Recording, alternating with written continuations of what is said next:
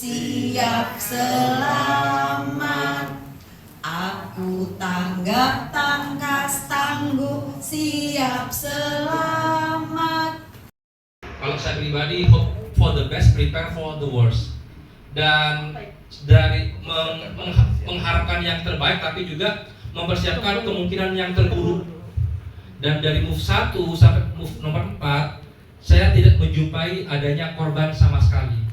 Pertanyaan saya, bagaimana kami sebagai guru kelas, security, petugas kebersihan, orang tua murid, kepala sekolah, guru PJOK dan lain-lain, apabila menjumpai ada korban, bahkan sampai korban jiwa, apa tugas kami masing-masing Ibu? Terima kasih. Wassalamualaikum warahmatullahi wabarakatuh. Waalaikumsalam warahmatullahi wabarakatuh. Artinya TTX ini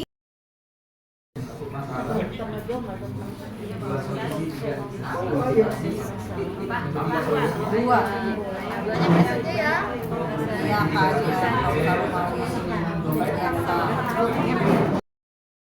Ya pemisahan kelompok itu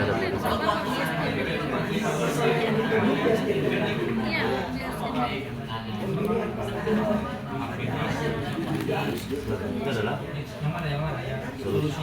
Antisipasi dulu. Ya sudah. Begini. Bukan naik dulu.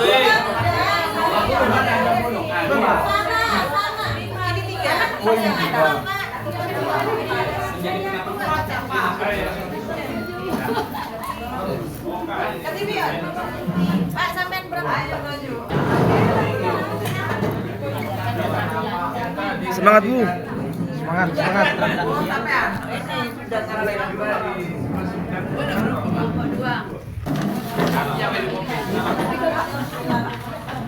Oh ya warna apa? Jalan ke Salatiga. Ke Salatiga beli kursi. Inilah kami kelompok 3 dan inilah presentasi hasil diskusi.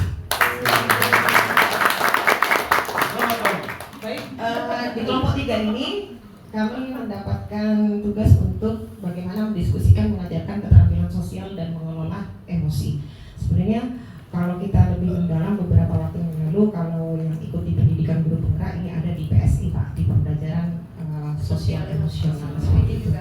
Ya, dari hasil diskusi kami untuk mengajarkan keterampilan sosial dan mengelola emosi, itu guru menjadi tauladan yang baik, menjadi role model dari guru tersebut kepada siswa. Artinya segala tindak tanduk laku kita itu pasti akan diperhatikan dan ditiru oleh murid. Seperti itu.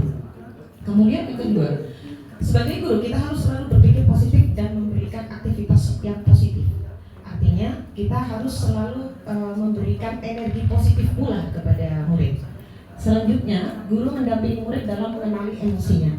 Sekedar berbagi Pak, saya guru kelas rendah, saya guru kelas 1. Jadi di kelas 1 SD Bapak, di fase A, kami sering mendapati bahwa beberapa siswa masih sulit untuk mengenali emosinya. Ya, ada beberapa siswa yang sebenarnya dia bahagia, tapi ternyata kok dia malah mewek menangis gitu, seperti itu. Ada juga siswa yang tantrum. Nah, seperti itu, tiba-tiba gulung booming Pak, kalau orang Jawa bilang seperti itu, tiba-tiba moodnya swing seperti itu. Dan ternyata kita harus benar-benar untuk bisa mengajarkan bagaimana anak itu untuk mengenali emosinya. Mohon maaf Pak, kadang saya juga keikut Pak kadang. Jadi tidak hanya guru yang bisa ikut mengajarkan emosi sosial, keterampilan sosial kepada siswa, tapi kadang gurunya juga gitu Pak. Jadi moodnya juga ikutan swing gitu. Maklum Pak, teman saya itu anak-anak semua Pak.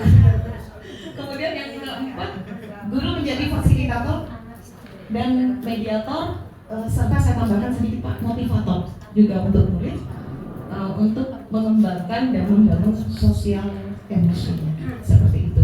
Jadi menjadi motivator di situ bisa bentuknya support, kemudian dukungan, dan fasilitator serta mediator di situ mungkin ada siswa yang sedang bermasalah dengan kegiatan dia bersosialisasi atau mengelola keterampilan emosinya dan keterampilan sosialnya, di situ peran guru sebagai fasilitator dan mediatornya. Terima kasih Bapak. Ada pertanyaan? Tidak kesalah tiga lagi, tapi ini kasus 1. Baik, langsung saja untuk kasus 1. Alia kelas 10 biasanya aktif bertanya dan memiliki nilai yang stabil. Dalam 2 minggu terakhir, ia duduk di pojok kelas, tidak mengumpulkan tugas, sering melamun, mudah tersinggung ketika diajak bicara, nilai ulangan turun drastis. Teman membisikkan bahwa Alia sedang menghadapi masalah keluarga. Orang tua sering bertengkar, tapi Alia tidak pernah bercerita.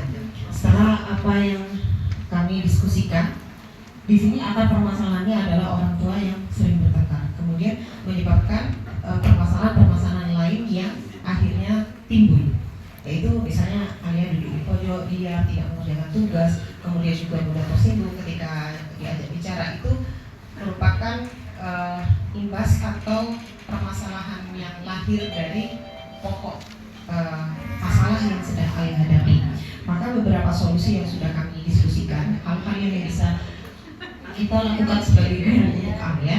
Yang pertama yaitu pendekatan personal kepada Alia, kemudian memberikan motivasi dan penguatan kepada Alia, memberikan aktivitas fisik yang positif. Ini agar Alia tidak sering melamun, Pak. Karena kalau kita memberikan aktivitas fisik, kemudian aktivitas yang positif, insya Allah mungkin kegiatan melamun itu sedikit berkurang. Jadi kegiatan. Iya, diajak berkegiatan, diajak bicara juga, Pak. Ya, kegiatan melamun. Oh, mohon maaf. Ya, diberikan kegiatan ya, Pak ya, memberikan kegiatan yang positif gitu.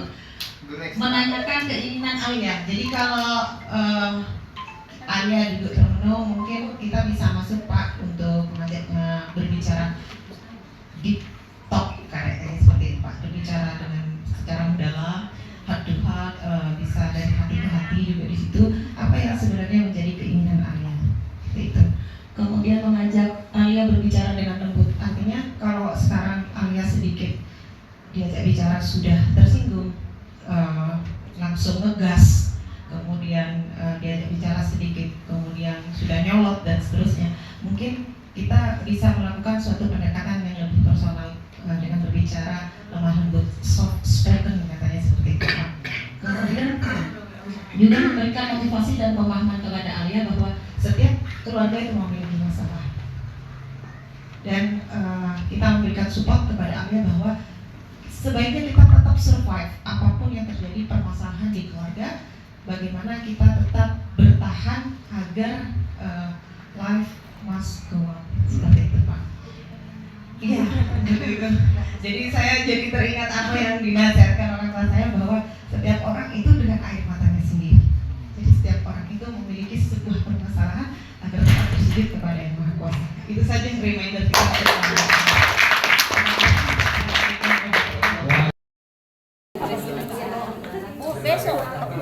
Besok ada pertemuan yang Kok banyak baju kebesaran IG ini kok banyak ya? Kok ini saya pandangan ya Pak. Kok ini saya ngasih Allah Pak Iya, saya ini salah semua. mendampingi.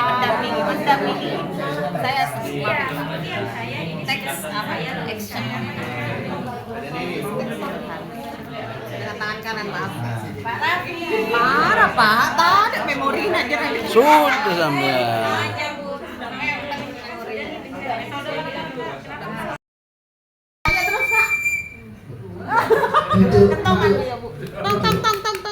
Saya sebagai kepala sekolah akan. Nah, itu Oh dia. iya, kepala sekolah akan melakukan sebuah tindakan, yaitu membunyikan alarm atau memukul bel, membunyikan bel atau kental. Iya, membunyikan bel, kemudian memberikan instruksi melalui pengeras suara atau berbicara secara lantang jika tidak memungkinkan menggunakan pengeras suara. Petugas kebersihan. Saya sebagai petugas kebersihan, saya akan melihat kondisi listrik utama, apakah menimbulkan kepentingan? Sampean aja. Setelah itu adakah bangunan yang mungkin rusak parah? Dan setelah melihatnya tidak menemukan apa?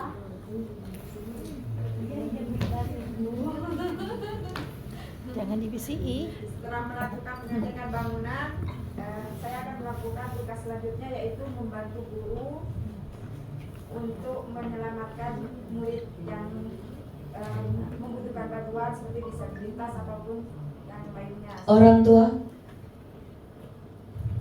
Orang tua diam saja di luar menunggu perintah dari pihak sekolah.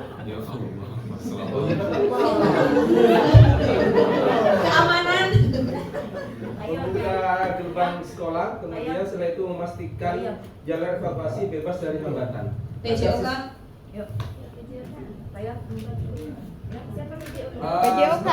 PJOK, maka saya juga akan langsung mengecek beberapa kelas dan menenangkan murid di beberapa kelas supaya tidak panik. Artinya membantu guru kelas. Membantu guru kelas. Mengarahkan semua menuju ke titik kumpul. Koordinasi dengan BPBD. Guru kelas.